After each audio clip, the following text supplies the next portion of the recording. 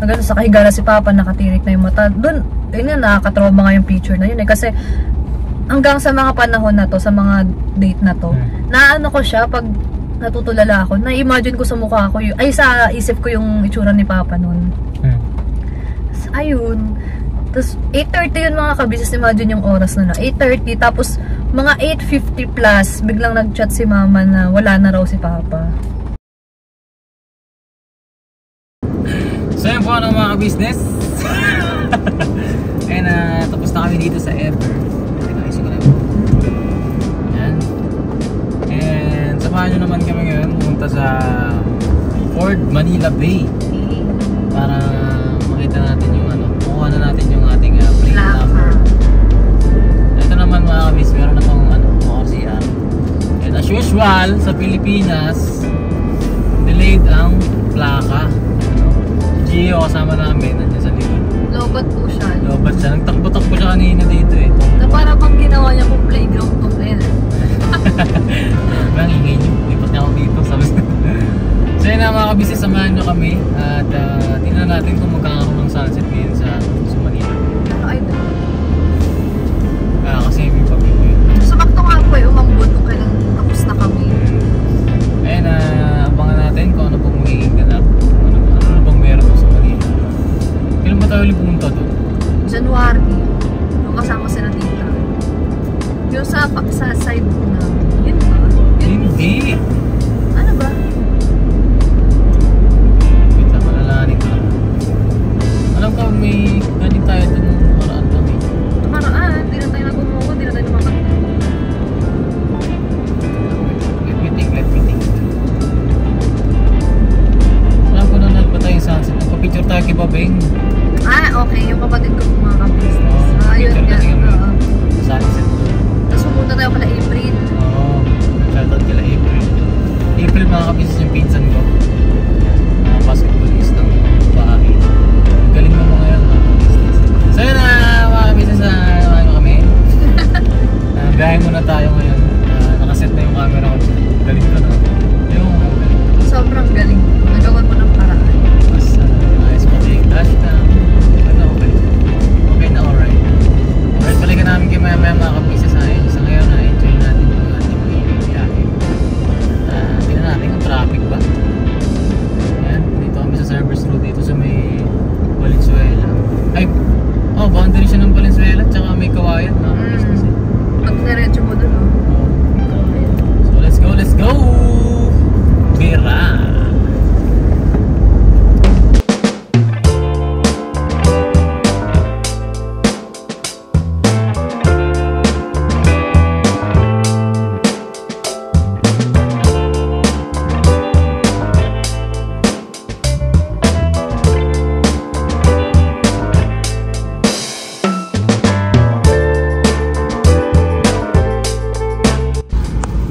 Mga ka-business, nandito na tayo sa exit ng NLEX. Ayan.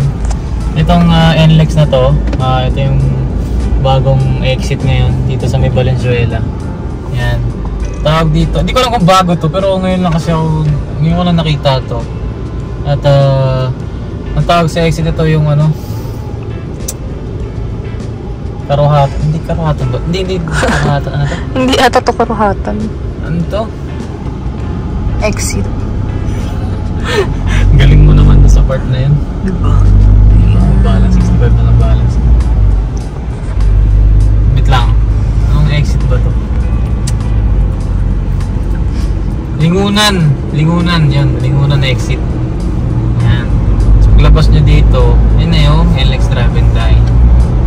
Ito mga ka-business. Sa mga taga Valenzuela dyan, yung NLEX Drive-In Dine. Alright. So, NLEX tayo. Diretso lang to mga ka-business.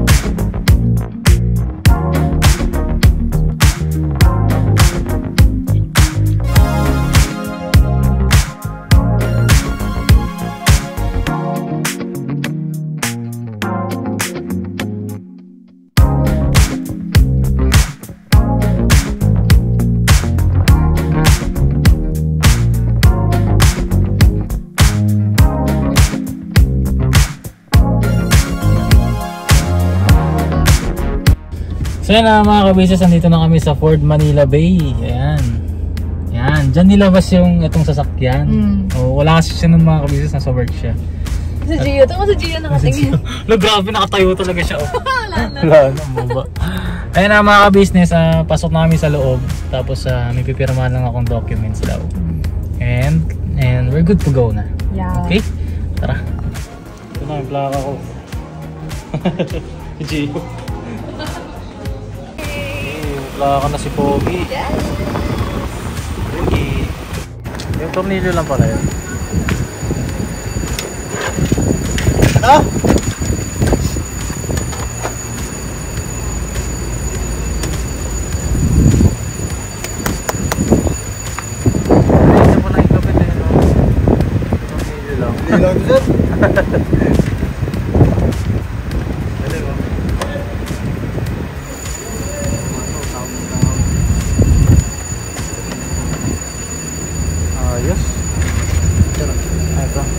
Thank you, sir.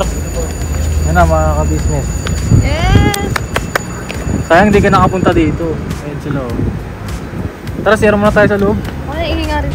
Ayun, mga ka-business. Itutour ko siya dito sa Ford. Hindi yan. May nag-picture na, no? Yan. Dito yung unit ko noon. Ayan, nakaganyan din yung blue. Kasi ito yung Bronco na gusto ni Budang. Ito? Gusto mo yan? Ay, same kami ni Budang ng ano yung gusto kong sakyan. Yung jeep. Parang jeep. Ay. Daming Everest. Oh. Ayun yung Raptor, mahal. Wow. Gusto mo buksan? Pwede buksan yan. Gusto ko naman ito. Ano, hindi siya basta-basta. Pintura ata yan. Hindi. Mahal, tinan mo. Ayun yung Raptor. May mga orange siya na accent. Ito, may ano siya mga lo? Parang Everest. Parang Everest yung loob niya. Ganun. Tapos may extra siyang mga lights doon. Ganda, di ba? Ay, ito. Parang Everest nga siya. Everest na lang dito. Oo. Parang may coffee lang. Parang may katunog. Oo. Siya yung likod. Ganun lang din siya. Pero mayroon siyang aircon sa likod. Ay, talaga ba? Ayan. Saan? Ayun o, sa gitna. Ay, oo. Diba? Ang Ganda. Alin yung pangarap mo dyan? Not Bronco naman. Gusto ko jeep. Jimny. Jeep. Ayun o, tara. Buksan natin sa gilid. Ayun yung Bronco. Sige, pwede mo. Okay, buksan mo. Ooh. Oh. Galing, di ba? Di ba ganda yung gusto kong kulay sa Jimny? Army green. Ayan. Bagay sa'yo, mahal. Ay, ang ganda. Diba?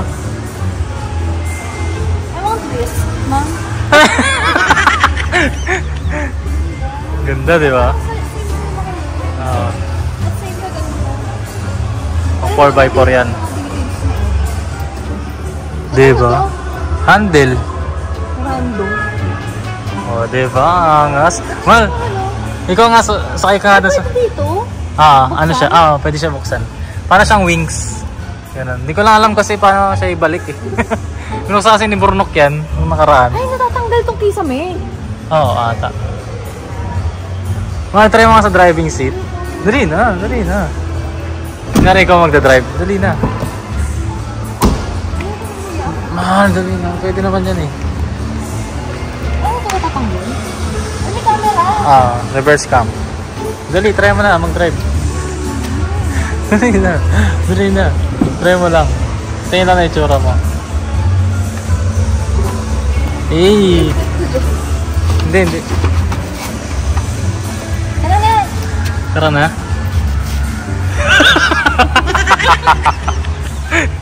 Ay, ang ganda niya. Bubuksan.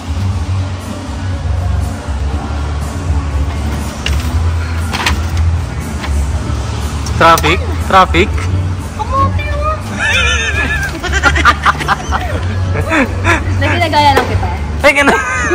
Ganun ba ako nito-drive? Ay, ang smooth niya pag sinasara ha. So, tingnan natin to. Feel ko natatanggal ito, mahal. Ayun. Natatanggal na siya. Nasa 4 million, if I'm not mistaken. Ano yung mukha? Ay, 4 million. Okay sa reaction. Oo. Kapag yung ganda kasi, at saka parang natanggal yung kisame niya talaga. Feel ko talaga. Pero mano-mano siya eh. Ay, hindi siya... Automatic. Hindi. Ito naman yung Everest. Ito may kukuha na ngayon, nakatint na.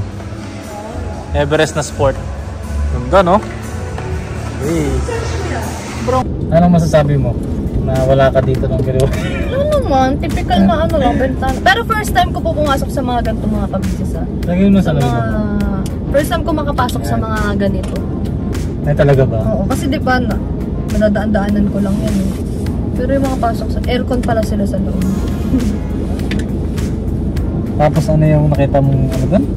Yung Ford Bronco, ang ganda niya. Yun ba yung gusto ni Budang? Pero ako kasi ang gusto ko talaga, Jimny. Pero kasi ni Budang, gusto rin ni Jimny. Oo, pero nung nakita ko to, ang angas kasi parang pwedeng matanggal yung ano yung roof niya. Yung bubong? Oo. Patingin na ako.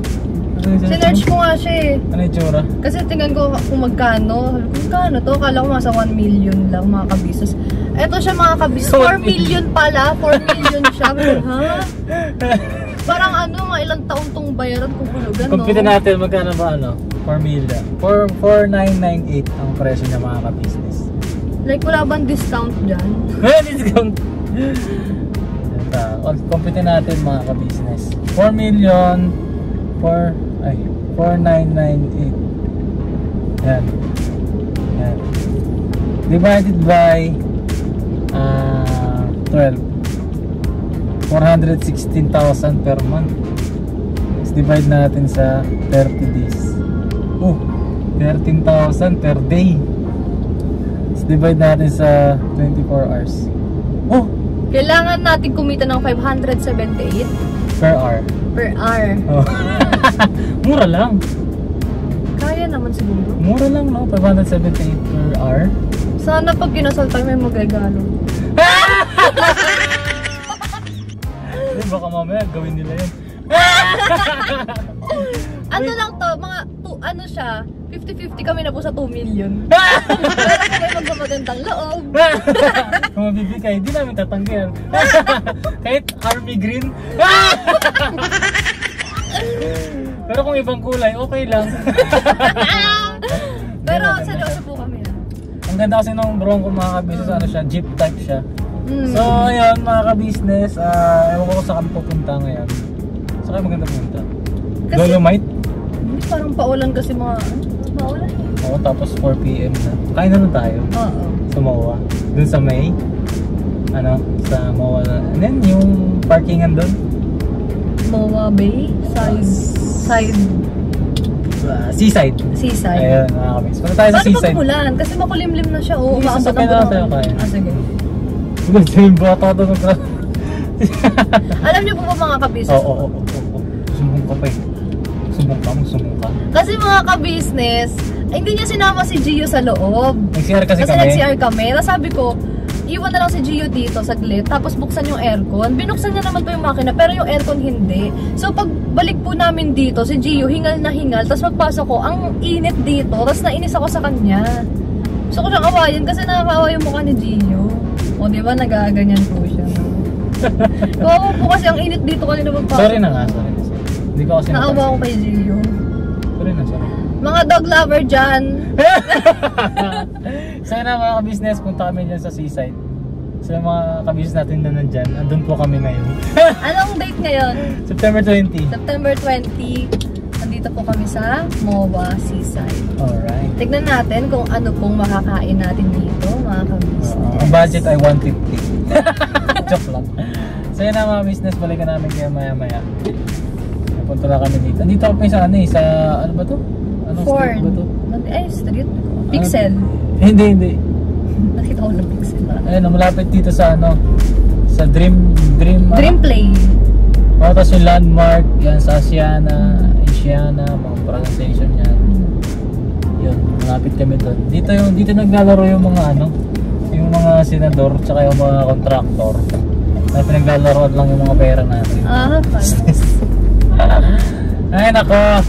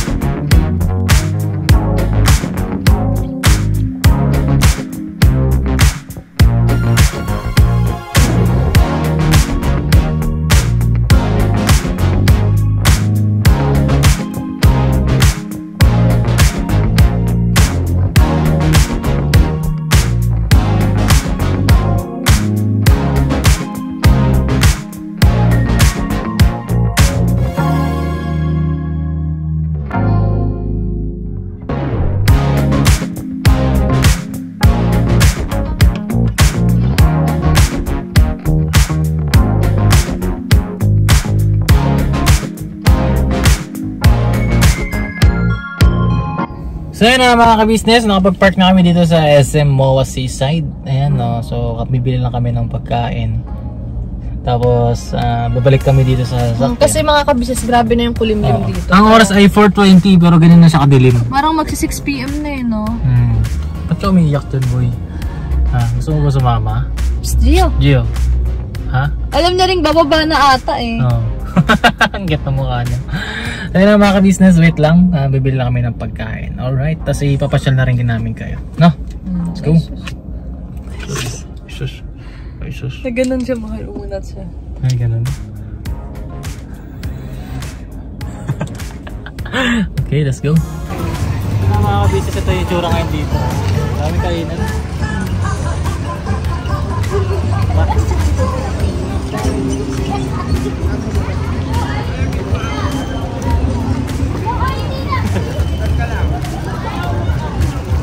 Daming tao.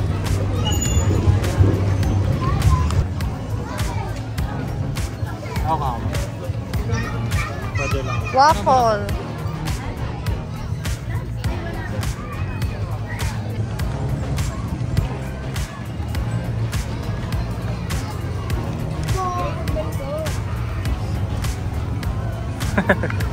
Hoy, hindi ka na dito.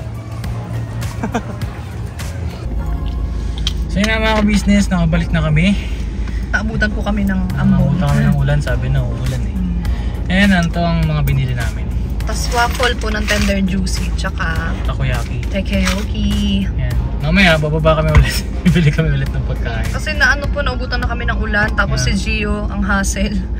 Tapos dami na po namin bit-bit. Ayan, Una ito. naman. Alam niyo ba mga ka-business, itong buko juice, buko shake na to. Dati, alam mo magkano to? Gano'n. Ano yung mukha yun? Maanghang. Manghang? Baka yung manghang kinakain. Ayan, ito dati. Nung natitinda kami ng ano mahal, nung natitinda kami ng...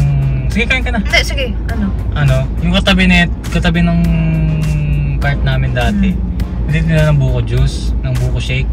Ang halaga nito dati is 15 pesos. Ganun kamura? Oo, Pero babe. masarap naman. Ang sarap, ganito rin lasa. Tapos ano,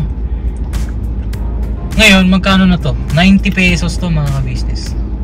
Nabutan ko 30 na yun eh. Dati, 30. 90 pesos. So, yun lang naman. Sinare niya lang po na ano po, takoyaki. Grabe ang namin. inflation kasi. So, ito yung takoyaki. Mr. Tentacles. Hindi ko alam kung masarap ito. Mahal mo. Overload flavor.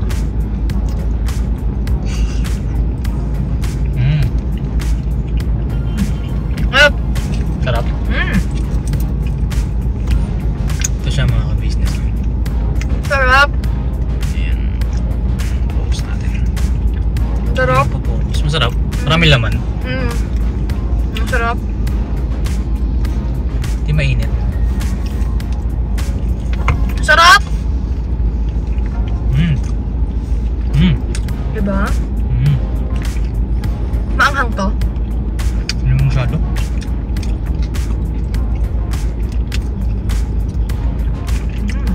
Sarap siya. Ngayon siyang hipon octopus. Walang laman. Si Gio, ang pagkain niya, meron siyang food trip mga ka-business. Talaga. Malasan yung lagay niya na tubig? Diyan, sa bag. Wala po eh. Ay, nahulog na. Kita mo ba dyan? Ay, sis ako. Dito lang. Gutom na ikaw, Gio boy.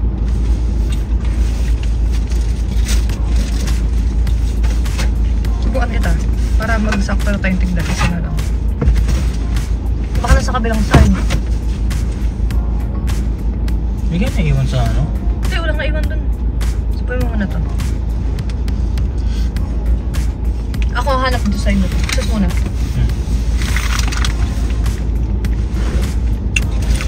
Maling dito. Diaper lang. Paano wala? Hindi mo naman hanap eh. Saan nakalagay yan? Sa loob.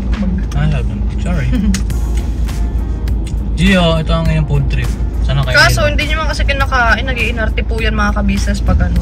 At hindi rin kasi nadala ni David yung ano mga ka-business, yung binili namin powder pang pagano ng pagkain. Kaya niya. Diba?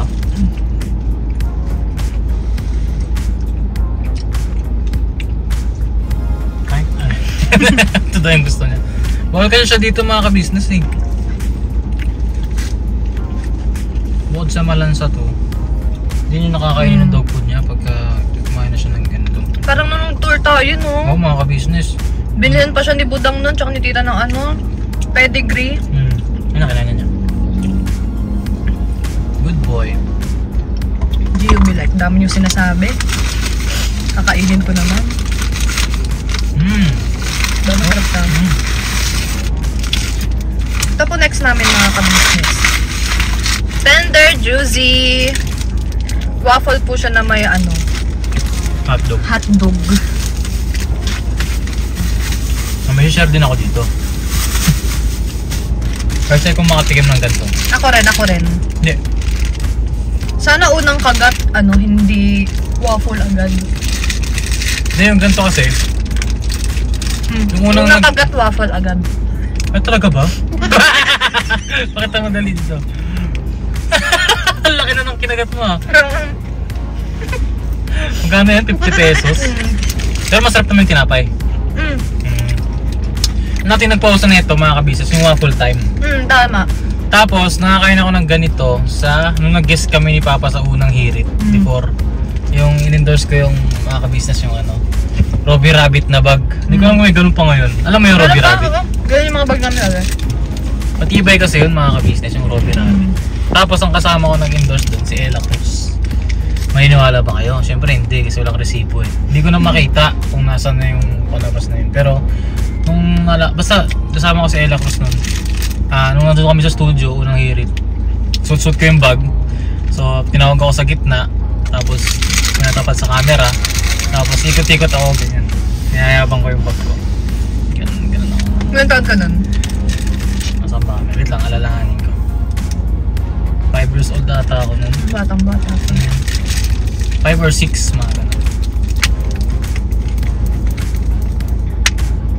Or 7 na. 7. Oo, kung nakalala pa ni Papa. Yung malamang nakalala ni Papa yun. Tapos yun, kami, siyempre guest kami doon. Libre yung mga pagkain. Kasi maghapon kami nandun. Maghapon din libre yung pagkain. At andun yung parang endorser ng sponsor ng Waffle Time.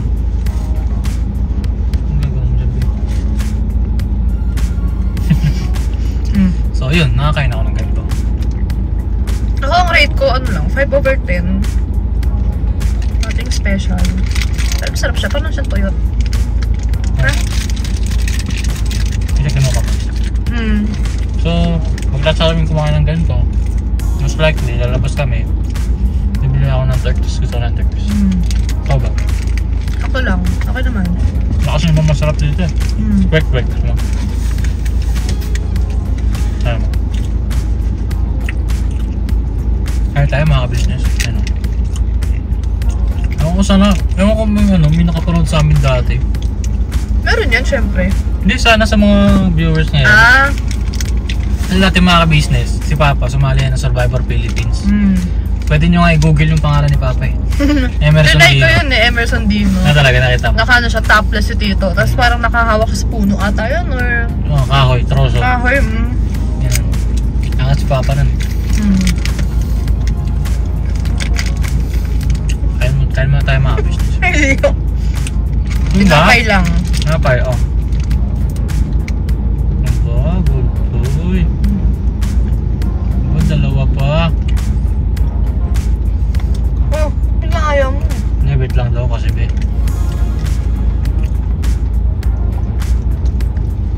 Ayan. Talaga kang bata ka. Mawabash pa kami sa'yo eh. Bakit? Di ba sabihin, hindi natin binibigyan. Pero gusto ko i-try yung hotdog na may bacon. Kano kaya? Ay, kaya nga. No?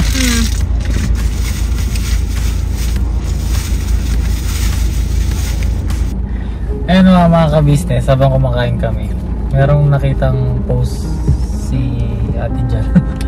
Nakita mo nga yung post? Hindi. ano hindi, ang nabasa ko lang doon. Hindi, pakita mo na lang. Ito mismo pagkakasabi mga ka-business. Na super nakarelate ako, na super duper. Kasi ganun nung nangyari. Ganun ang nangyari. Oh. Ikaw na lang magbasa. Ayan o. Sabi, greatest fear ko yung nangyari sa papa ni Sheldon, sa young Sheldon. Ano itong movie siya na yung bata doon is matalino. Yung uneventful goodbyes niyo sa umaga before school or work, kasi alam niyo naman na magkikita naman kayo mamaya at the end of the day, pero biglang hindi na. Wala na yung loved one mo bigla. Anyway, huwag sana mangyari kasi ganun talaga ang takbo ng buhay. Ayan. So, ayaw, nabanggit kasi doon yung sa nangyari pala doon sa young Sheldon, sa papa ni Sheldon daw. Na yung parang umaga bago pumasok ng school. Tapos pag uwi mo biglang hindi mo na pala makikita at the end of the day hindi mo na makikita. Kasi ganun na yung nangyari sa akin mga ka-business. January 2 yun ng morning bago kami pumasok. Madaling araw. Madaling araw yun, mga 4 AM yun. Kumakain kami nun, tapos nagkakwentuhan kami ni Papa about kay Kuya Bong. Sa vlog pa rin namin. Sa vlog namin about kay Kuya Bong, nag-grabe daw, gano'n. Tapos ayun, typical na nung hinatid na ako ni Mama, tapos si Papa naiwan sa bahay kasi maliligo pa siya noon. Tapos ayun, nag-bless lang ako sa kanya. Sabi ko sa kanya, ingat ka, ganun. Ingat ka pa, ganun. Tapos ayun, pagpasok ko ng office, 8:30 AM yun. Kasi bago kasi, sa office kasi namin yung mga ka-business, bago kami mag-start ng work, may prayer na nagaganap. May prayer. Tapos si Mama tumatawag siya sa akin noon, pero hindi ko kasi ugali yung mga ka-business eh. Yung pag tumatawag sa akin, tapos wala man ng chat. Hindi ko sinasagot talaga, kahit sila Mama yan.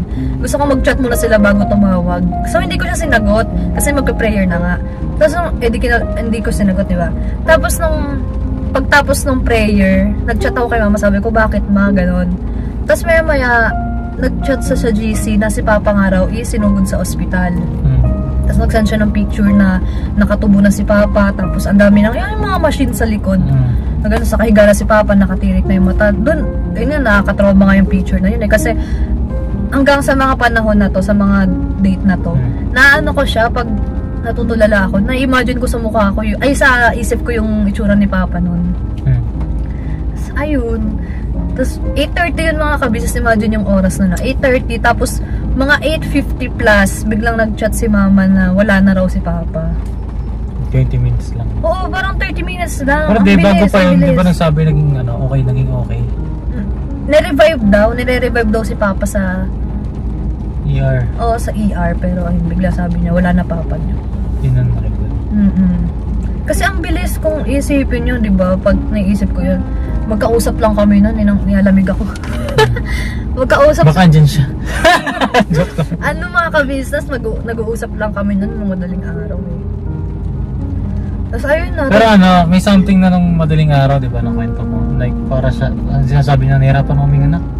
Hindi, January 1 pa yun. Oo nga, January 1. Pero ay, po mga kabisnes, January 2, sinasabi, kumakain ako noon, tapos dumaan siya sa likod ko. Sabi, sakit ng dito ko. Mga ganun na siya, ang sakit daw ng dito niya, nahirapan daw siya huminga. Tapos sabi ko, huwag ka na kasi maglaban ng basahan pa. Kasi ugali ni Papa mga ka-business, bago pumasok sa work, pag naliligo siya, sinasabay niya labhan yung mga basahan na pinag-ihian ng mga aso namin. Tapos sabi ko sa kanya, huwag ka na kasi maglaba pa. Alam mo, mabaho yung Zonrox eh. Yun. Pero nilabhan niya pa rin. Tapos sabi niya, hindi na, ang sakit daw nung dito niya. Tapos hindi ko naman sukot akalain na nung same day na yun, wala. Ano siya mga ka-business? Ang cause of death po kasi ay cardiogenic shock. Sa mga nagtatanong dyan, yung cause of death ni Tito ay cardiogenic shock. Yun yung isa sa mga symptoms is nahihirapan siyang humiga. Tapos pagod siya, lagi siyang pakiramdam na pagod siya. Hinihingal siya. Pero hindi siya instant. Unti-unti siya mga ka-business. Kasi nung New Year, January 1, okay pa siya, pero lagi niyang iniinda na masakit yung dibdib niya, tapos nahihirapan siya huminga. Ganyan yung sinasabi niya, di ba? Tapos lalo na nagluto siya ng lechon belly. Di ba sabi niya nun, hirap daw makahinga. Ang cardiogenic shock kasi mga ka-business ay isang heart ano siya. Hindi siya heart attack eh. Actually heart attack siya pero ibang klase. Oo. Ibang klase. Pero hindi siya dahil sa high blood, low blood naman yung kay low Papa. blood. Yun yung sasabihin ko. Nunti-unti ko lang. Ayun nga, hindi siya high blood pero isa siyang sakit sa puso na hindi siya biglaan. Unlike sa heart attack kasi na ganun eh. Biglang, Sobrang bilis, di ba? Hindi siya kagaya ng heart attack na ganun. Pero yung sa kanya kasi, klase siya ng heart attack na paunti-unti na sobrang bumababa na yung blood pressure ng isang tao. Hanggang sa hindi na nagpa-pump o hindi na nawala na oxygen yung kumbaga yung hanggang sa hindi na nasusuplayan ng maayos yung ibang parts ng katawan niya kagaya ng utak, baga, kidneys, liver hanggang sa mag-fail na siya unti-unti. Tapos yun yung nangyari kay Tito nun. Na papasok daw niya sa office nun, di ba? Sa work, sinabi niya raw sa mga kasamahan niya na isugod daw siya sa nasabi pa niya yun. Nasabi niya pa yun na samahan daw siya, isugod na raw siya sa ospital kasi nga parang nahihirapan na nga huminga. Tapos ayun, yung mga kabisa sa Thursday, so church namin yun sila. So chinat ko siya, finorward ko pa nga sa kanya yung picture eh. Tapos napamura siya, sabi niya. Sino yan ka? Sabi niya, GAGO, sino yan? Sabi ko, GAGO si Papa yan. Guwanon din ako sa kanya. Kasi gulat na ako, ganun na yung tsura ni Papa eh. Gulat din ako nun. Tapos wala akong kasama. Ako lang mag-isa sa baba. Tapos, yun. Tapos ayun, lumapit ako nun sa ka-work ko, nanginginig ako. Sabi ko, ganun si Papa. Iyak na ako ng iyak nun. Tapos syempre nananalangin na ako nun. Sabi ko, wag muna. Tapos ako naman, ayun din, sabi ko sa kanya, manalangin. Hindi ko alam gagawin ko. Tapos, nag-iyak na ako kasi aalis ako. Susundin ko siya sa trabaho niya para pumunta sa ospital. At nagulat ako nun mga kabis. Sobrang bilis, parang 20 minutes lang nandun na siya sa office nun. Sobrang talaga, parang pinalipad niya yung views nun mga panahon nun yun. Ang dinaanan ko nun mga ka-business is sa EDSA bus lane. Nag-bus lane ako nun kasi wala nang pakialam kung matikitan man ako ng 5K kasi pwede ko sabihin emergency, diba? Kasi nga. Pero wala na. Nung nakarating ako sa office, wala na si Tito. Binagalang ko na lang yung parang nag-iingat na lang din ako. Kasi wala naman na eh. Tapos, ayun, mag-NLEX kami, umiyak kami parehas. Pagdating namin doon, si mama niya, umiyak din. Ayun lang, na-share lang namin kasi naka-trigger yung Kasi nabasa ko yung post, relate ako. Sobrang ganun talaga kasi nangyari. Ganun talaga, sobrang traumatizing talaga. Na-share lang namin, ewan ko kung related ba kayo sa ganun, kung meron ba kayong Kasi ito yan mga ka-business, for awareness lang din. Kapag yung kamag-anak nyo ay nahihirapang huminga, low blood pressure, symptoms yan or sign yan ng cardiogenic shock. Kasi sobrang bagal talaga yan. Aabutin nyo ng isang araw. Kasi from madaling araw ng January 1 hanggang madaling araw ng January 2 eh. Yun lang yung naging mukhang bibig na lagi siyang nahihirapang huminga. Matagal na yun mga kabisas. December pa nga, November, dinadaing niya na yun. Pero pag andyan ang sabihin magpapacheck up, ayaw niya. Tapos ang sinabi niya pa nga, di ko makakalimutan yun. Sabi niya, hayaan nyo na, di kung oras ko na, oras ko na. Gumanon siya, tapos sobrang nagpintig yung tenga ko nun na, nainis ako sabi ko, may pinagsasabi mo pa, na ganun ko talaga sabi ko, pinagsasabi mo pa, parang ganda pakinggan eh. Ginanon ko siya kasi, di ba, anak ka, tapos ganun yung pinagsasabi ng pag-usapan natin yung yung tawag sa English ng paywati, ganyan? Premonition. Meron kasi mga ka-business. Hindi ko alam kung maniniwala. Hindi tayo naniniwala sa ganyan. Hindi naman kasi biglaan naman siya. Pero marirealize mo lang kasi na premonition siya dahil wala na. Diba? Pero ang nangyari kasi nun, sige, kung ano magkwento. Ano ba yan yung naano siya sa work? Ayun mga ka-business kasi 2 weeks bago mag-January. 2?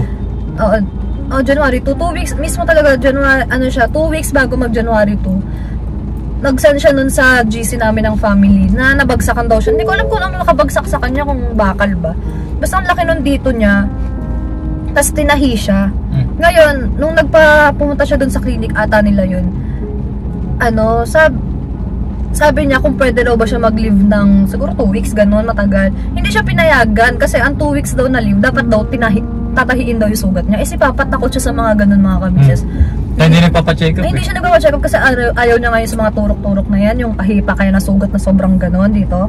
Ayaw niya. So, binigyan siya ng choice nung doktor nila. Sabi, pag nag 2 weeks leave ka, kailangan natin tahiin yan. Ngayon, kung ilang araw ka lang mawawala, pwede yan hindi tahiin. Sabi ni Papa, sige tahiin na lang daw. Tapos ang Baka rason, tumagal pa yung leave niya. ang rason niya kay Mama, pagod na rin daw kasi siya, parang ganun.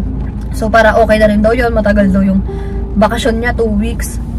Tapos, ayun, napaka-unusual kasi hindi mo mapapalib si Papa ng ganun katagal sa work. Kasi Napaka-workaholic ng taong yun. Hindi talaga kasi sayang ganun. masipag siya. Oo, kahit nga, basta sobrang nangihinayang yan siya pag usapang leave sa work, ayaw niya. Tapos ayun, nagulat na lang kami, 2 weeks. Pinili niya yung 2 weeks, sige, tahiin na lang, basta makapag-leave daw siya ng 2 weeks. Tapos ayun, Hindi natin na-realize yun eh. Hindi rin namin na-realize. Pero si Mama, na yun na, parang nagulat din siya, parang very unusual. Kasi, asawa niya yun, masigit na kilala niya, di ba? Hindi nung 2 weeks, sino yung lagi niyang kasama? Si Mama, ayan, isa pa yan yung hatid sundo niya raw kay Mama sa work. Pinagtatalunan kasi nila yan minsan eh. Pag si Papa tinatamad maghatid sundo kay Mama sa work. Pero yun, nag-o-offer siya kay Mama na hatid sundo na lang daw siya ni Papa palagi. Sa loob ng 2 weeks na yun. Ayan yung focus niya kay Mama noon yung mga panahon. Kasi nasa work ka naman, si Bobing nasa trabaho. Sa school, so sila lagi magkasama. Sa school pa lang. Tapos meron pa, sabi niya raw kay Mama, mga bandong November, siguro October. Sabi raw ni Papa, pag namatay daw siya, gusto niya raw kulay luntian yung paligid ng ano. So yun, nasunod naman. Puro dahon yung noong January 2, para talagang nasa garden yung burol ni Papa. Kasi nakapaligid yun ng buong kulay green talaga. Ang dami, no? Tapos sabi ni Papa, gusto niya raw suot daw namin ng color green. Ayaw naman namin nun. Ayun ang hindi nasunod. Ayun ang hindi nasunod. Sabi ni Mama, ay bahala ka dyan. Hindi kami mag-green. Nag-black kami lahat.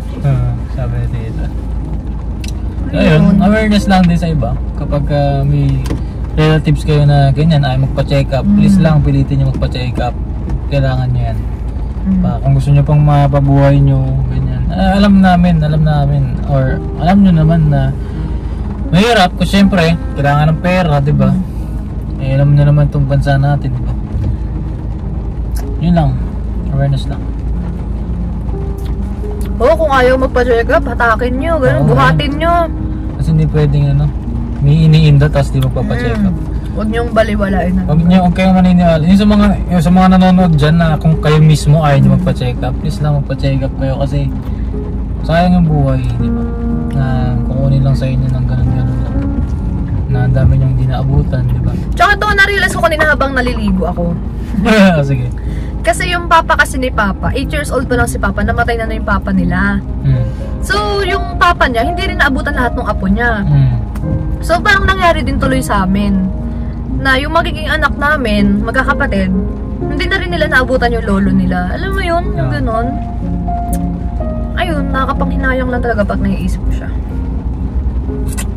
Wala pero syempre, God's will, it will be God's will. No, hindi natin pwedeng questionin yun. At salamat pa rin sa Panginoon Diyos. Kasi actually, sa totoo lang, pangalawang buhay niya na yun. Oo, pangalawang buhay niya. Kasi noong 2016 po ata yun mga kabis, or 2017, inatake na rin po yun si Papa, heart attack. Hindi ko sure kung heart attack, basta inatake siya sa work din. Pero naisugod siya nun. Tapos, ayun, na-survive naman niya, na-revive siya. Buhay na siya ulit. Pero sabi nga na nun, di ba nakakita na siya ng... Oo, sabi po talaga ni Papa nun, sobrang natakot daw talaga siya nun. Sobrang natakot daw talaga siya nun sa nangyari sa kanya. Tapos siya. Nakakita na raw siya, maliwanag nun, tapos nalangin daw siya, sabi niya, Ama, wag muna. So ayun, ba't ka tumatawa? Sinurahay ka nun, di ba? Oo, ba't ka tumatawa? Wala. Bakit ko na-offend ka sa tawa ko? Oo. Hindi naman tawa na pinagtatawa ng kasi. Okay.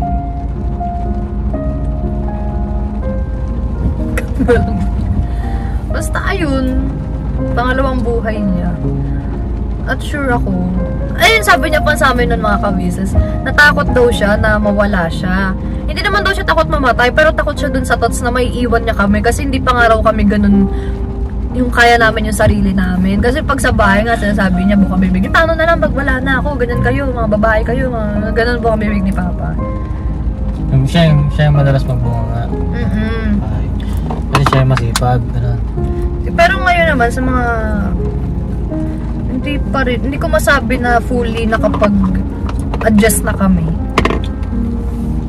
Hindi namin masabi na totally ako hindi ko masabi na totally sanay na ako, gano'n. Kasi pag dumadating yung oras na 5:30, ini-imagine ko uwi siya tapos magluluto ulam. Kaya minsan mga ka-business, hindi ako nakakain sa gabi. Pero si mama, nagluluto siya mga ka-business, pero may times na hindi. Pero may mas madalas yung times na oo, nagluluto siya. Pero hinahanap-hanap ko pa rin kasi yung routine na ano, si Papa yung nagluluto tuwing gabi. Anong niluluto niya madalas? Mga ganun, adobo, corned beef, pag walang pagkain, noodles. Typical Filipino family. Noodles, ay mas masarap nga yung ganun, itlog, Simple ganun. Tapos hinahanap-hanap ko din yung pag uwi ko galing work, sabi niya, ano, naklutuan kita? Siyempre, pag napapansin kong pagod na siya, nakahiga na kasi siya noon, tapos magsabi siya na, naklutuan na kita, ganun. Sabi ko, hindi na pa, wag na. Pero deep inside, gutom ako noon. Pero hindi ko na lang pinapaluto. Tapos nakahiga siya, nanonood ng ano. Ng ano, vlog nyo, ganun. Ganun pala siya. Aww. Ngayon nga naiyak ako habang kinikwento ko, nilalabanan ko ng... Halata ba? Iyak ka na. Hindi. Okay lang yun. Ano bang luto niya yung natikman ko? Yung pinato yung ano, Adobong baboy, no? Sarap nun. Sarap siya magluto. Isa lang din sa pinanghinayaan ko mga kabisas, hindi niya natikman yung OG humba ni Papa. Humba? Yung pinagmamalaki niya yung humba eh. Hindi ko natikman eh, hindi sana gagayahin natin. Pero, so far, sa mga humba na tikman mo sa bahay, alin yung pinakamalapit? Yung recently o yung nakaraan? Di ba naghumba tayo sa outing? Masarap yung humba na yun, ha? Oo, yung humba ng outing, pero hindi mapapantay kayo kay Papa eh. Kasi mga kabisas, yung mga tita ko rin sa side ni Mama, sarap na sarap sa humba ni Papa. Tapos tinatry nila na gayahin, hindi raw talaga nila magaya. Kasi nga iba pa rin daw talaga yung humba niyan. Ito pa dati, shinare ko yung dati sa GC namin eh, sa side ni Mama. Sabi ko wala na si Papa. Sabi ba naman pinsan ko, we, nagjo-joke ka ba te? Ano siya? Nakakatawa lang pag naaalala ko. Hindi naman dino-joke ang kamatayan. Hindi ba kasi random lang. Nagulat lang siguro sila.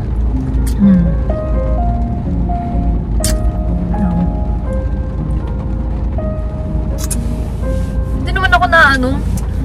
Wala, nakakainis. Hindi naman ako na ano. Naiiyak or what? Darating! Ay, na mga ka-business, umuulan na eh. Hindi na naman makabili ng pagkain. Siguro ano na lang, pag nagutom alok. Alam mo naman. Kasi ano, yung gas na rin mo. Oh. Yung gas. So yun na mga ka-business, pauwi na rin kami. Ganito na lang yung vlog namin. No? Si Gio. Lungkit ni Gio. Nagkisa mo ng tingin. Pinag-uusapan niyo ba ako? Sabi niya, eto siya. Uy. Sarap naman ang higa ng artista na yan. Alam niyo ba mga kabisas, natutuwa ako kasi sa lahat ng mga nakakita kay Gio. Alam mo nagiging eye turner si Gio? Kapag sinusundan kahit yung foreigner na andun kanina eh. Sinundan ng tingin si Gio.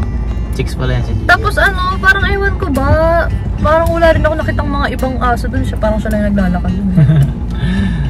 Ay, ang cute ni Gio eh. Dami nagmamahal dyan mga subscriber eh. Sikat siya. Pasikat ka.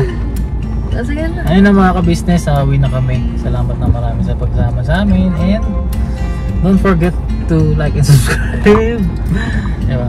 And abangan nyo pa kami sa mga susunod na vlog. Marami-rami pa to. And ayan, pauwi na kami. Thank you so much sa pagsama nyo. Alright. Ayun mga ka-business, huwag nyo kalimutan yung lesson ngayon ha. Itong kinuwento natin dyan lang. Pa-check up kayo, okay? Never say goodbye. Tomorrow is another day, Bira. Ay, shoutout pala Papa Dins, binigay na sa akin Torel. Ganda.